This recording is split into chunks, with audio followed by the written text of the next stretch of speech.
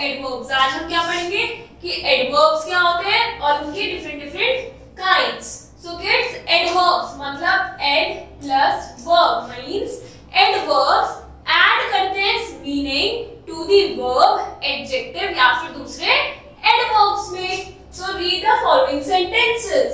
You can easily lift this box. अब you means pronoun. Pronoun क्या हो गया? Subject. अब तुम इस बॉक्स को उठा सकते हो। कौन सा बॉक्स है? ये क्या हो गया हमारा ऑब्जेक्ट, क्योंकि हम इसके बारे ये क्या है कि हम क्या उठा रहे हैं? बॉक्स उठा रहे हैं। लिफ्ट, लिफ्ट क्या हुआ? Lift is the verb action, कि तुम क्या एक्शन कर रहे हो? इस बॉक्स को उठा रहे हो। बट कैसे उठा रहे हो? Easily. तो easily is defining या adding meaning to the word lift. तो इसलिए easily क्या हुआ हमारा? Adverb.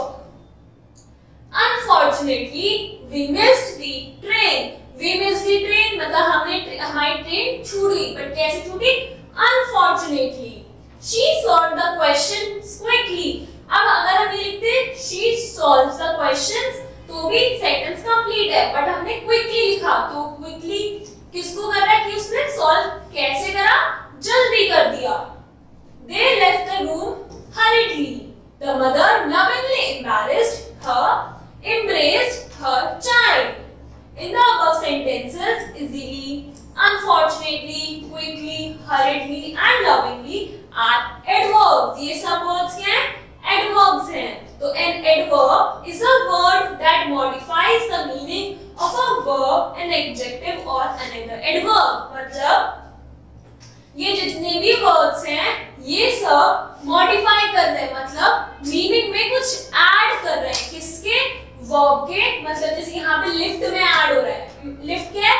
verb, कोई action हो रहा है उसमें add कर रहा है। फिर ये क्या है? हमारी situation को बता रहा है। और क्या? missed हुई ट्रेन, तो वो भी एक है। फिर solved action, they left the room hurriedly, left मतलब चले गए।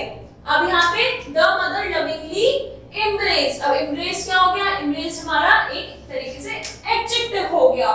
तो ये क्या है? adverbs words होते हैं जो कि meaning ऐड करते हैं किसमें? verbs में, adjectives and other adverbs.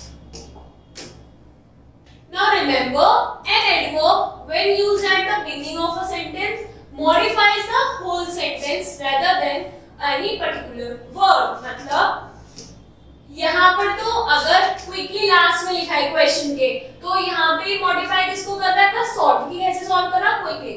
But unfortunately sentence के आगे लगा है, तो ये पूरे सेंटेंस को चेंज कर रहा है उसका meaning. Now examples. Luckily, everybody escaped unhurt in the accident. Certainly, they will reach here before evening. Now kinds of adverbs. Adverbs के कितने kinds होते हैं? तो there are three main classes of adverbs. Main कितनी होती हैं? 3 होती हैं। Simple adverb, interrogative adverb and relative adverb. तो आज हम इन तीनों को पढ़ेंगे। First is simple adverb. Simple adverb मतलब simple adverbs are further be divided as follows. Adverb of manner. Adverb of manner मतलब कि कुछ चीज कैसे हो रही है। For example, कि the baby slept soundly. तो मतलब कैसे सोया baby? Soundly. तो an adverb of manner shows the manner कि किस तरीके से। She talked politely. वो कैसे बात करती है? Politely. In the above example, soundly and politely shows the manner of action. ये क्या शो कर रहे हैं? ये हमारा manner of action शो कर रहे हैं कि हमारा काम किस तरीके से हो रहा है। तो most of the adverb of manners are formed by adding ly to adjectives. Adjectives में हम ly ऐड करेंगे तो क्या बन जाएगा? वो हमारा बन जाएगा adverbs of manner. For example, sound, soundly, polite, politely, brave, bravely, honest, honestly. Now adverbs of time. Adverbs of time, time से क्या पता चल रहा है कि यहाँ पे time की बात होगी। तो an adverb of time shows the time. Adverb of time क्या शो करता है? Time को शो करता है। तो my father will go to Delhi tomorrow. मेरे जो फादर हैं वो दिल्ली जाएंगे, पर कब जाएंगे? Tomorrow. The cricket match will start soon. Cricket match कब examples, tomorrow and soon shows the action of time. Time of action. Tomorrow और soon से हमें पता चल रहा है कि time पता चल रहा है, तो इसलिए क्या हुआ है? Adverb of time. Now adverbs of place. Adverbs of place means an adverb of place shows the place कि कुछ action है या कुछ चीज है वो कहाँ हो रही है, तो that is adverb of place. The police searched everywhere for the stolen goods. Police searched for the stolen goods, but कहाँ? हर जगह. तो that is adverb of place. It is raining outside. बारिश हो रही है कहाँ? बाहर. तो in the above sentence examples, everywhere and outside shows the place of action. Now fourth is adverb of number or frequency means कुछ चीज कितनी टाइम पे होती है. An adverb of number or frequency shows how often a thing happens. मतलब कि I brush my teeth कितना twice a day. तो that is I am telling कि मैं कितने times brush करती हूँ, 2 times. He goes to the market daily. वो रोज मार्केट जाता है. We will meet again after some days. In the above examples, daily and again shows how often a thing happens. तो इसलिए क्या कहते हैं इसे? Adverb of number or frequency. Adverbs of degree or quantity. Quantity मतलब कि it shows the quantity, how much. An adverb of degree or quantity shows to what extent कि कहाँ तक. We have almost finished our work. हमने अपना काम almost खत्म कर लिया है. We were too happy to see our result. हम खुश थे, पर कितना? बहुत खुश थे. In the above examples, almost and to shows the degree or extent of something. Interrogative adverbs. Interrogative means questions पूछ रहे हैं, तो interrogative adverbs ask questions. Where had you gone? तुम कहाँ चले गए?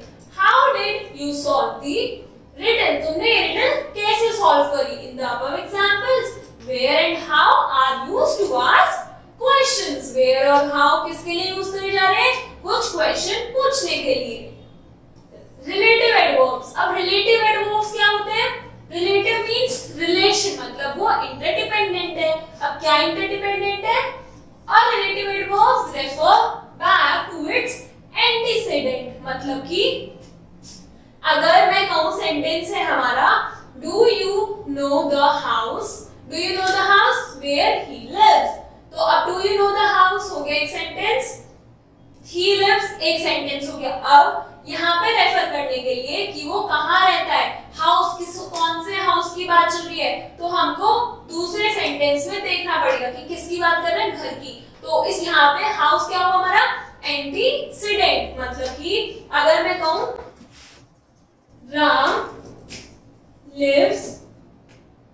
Ram lives in his house. Full stop अगर हमने लगा दिया राम, अगर हम इसे लिख दें कि राम lives फुल स्टॉप, अब मैं लिखूं where I live, मतलब कि राम वहीं रहता है जहां मैं रहती हूँ. तो वहां क्या हो गया? अब where शो कर रहा है कि राम कहाँ रहता है. तो where ज्वाइन कर रहा है दो सेंटेंसेस को. और यहाँ पे इस सेंटेंस में जो एंटीसीडेंट क्या होता है कि जो जिस चीज को हम रेफर करने अपने पहले सेंटेंस में जा रहे हैं. I know what he is doing these days. I know कि वो आजकल क्या कर रहा है. तो in the above examples, where and what refers to their antecedents. Antecedents मतलब कि पहले सेंटेंस में house और दूसरे सेंटेंस में his work. His work क्यों? क्योंकि वो आजकल क्या कर रहा है. क्या कर रहा है मीन्स क्या काम कर रहा है. तो इसलिए इसे क्या कहते हैं हम? Relative adverbs. तो आज हमने एडवर्ब्स पढ़े, फिर उनके डिफरेंट काइंड्स पढ़े. तो जो ये था रिलेटिव एडवर्ब्स, देन इंटेरोगेटिव, और उससे पहले क्या पढ़ा था हमने? Simple adverbs. So now you have to complete the exercise. Thank you.